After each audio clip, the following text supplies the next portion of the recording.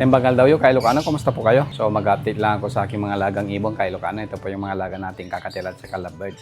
At magsisigang din kami ng samaral na may hipon. Kaya tara, samahan niyo po ako kay Ilocano. Limbagal daw yung kay Ilocano, kumusta po kayo? So magluluto si Nanang ng samaral kay Ilocano na mayroong hipon.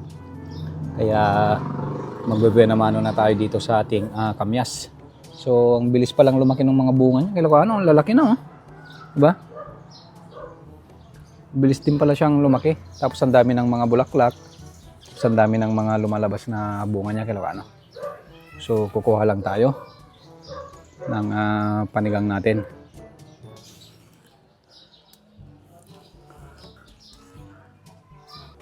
Sarap na panigang to kay Ilocano. So luto na yung ulam natin kay Ilocano na sinigang na samaral na mayroong hipon. Tapos mayroong crab kay Ilocano. Yan. Ito yung pananghalian natin. So, tikman natin kay Ilocano kung talagang masarap ba yung kamyas na panigang. Yan o, umigop tayo ng sabaw kay Ilocano, mainit-init pa. Iba talagang lasa kay Ilocano pag kamyas yung gagamitin mong panigang. So, tara, mananghalian tayo kay Ilocano. So, nabusog tayo sa sinigang na hipon kay Ilocano. Yung mga ibon natin kay Ilocano, nilalamig na naman. Oh. Yan, kaya agapan na natin. Medyo matamlay sila kay Ilocano, yan kung nakikita nyo. Kasi umulan dito kagabi, kaya medyo nilalamig na naman sila, yan Nandiyan lang sila sa gilid, yan, na medyo nilalamig. Kaya ang gagawin natin dyan ay agapan na natin kay Ilocano, magbibigay na tayo ng Premxil. Yun na yung papainom natin sa kanila, kahit hanggang 3 days man lang. Para maagapan na yung nila kay Ilocano, kasi yan matamlay sila kay Ilocano. Dito talaga pagka umuulan kay Ilocano, kailangan na natin silang agapan. Tapos itong mga shell natin yan, nandito na yung back to back na natin kay Ilocano, albino. Ilagay ko na muna sila dito kasi hindi sila nagbe-breed doon sa kabila. Nagbe-mate sila kay Ilocano pero hindi sila umuitlog yan. At nandito rin sa taas si Bruna at saka si Bruno. Yung kay Ilocano. Ito yung magkamukha natin na kakatil. Yan. So, hopefully, may breed natin sila kay Ilocano. Bale, yung nasa taas po yung lalaki.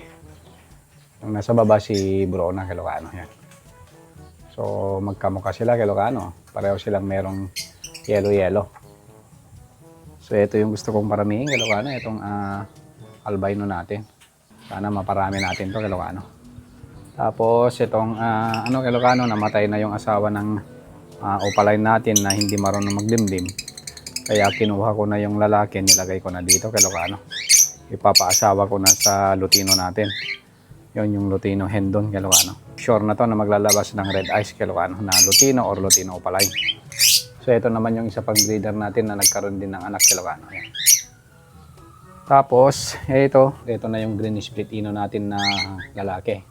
Ito po yung asawa ng lutino natin na project lutino opaline. Nakabili tayo ng kay Ilocano, yellow bulls lang. Naghahanap ako ng lutino pero wala akong nahanap. Kaya yellow bulls lang yung nakuha natin na ipapares sa kanya. So hopefully, split ino naman daw to. Hopefully makapagpalabas tayo ng lutino dito kasi split ino din to kay Ilocano si Green.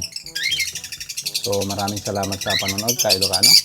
At kung bago lang po kayo sa aking YouTube channel, huwag nyo naman pong kalimutan mag-like, mag-subscribe at hit yung notification bell para updated kapag meron po akong bagong video. Good morning, good morning.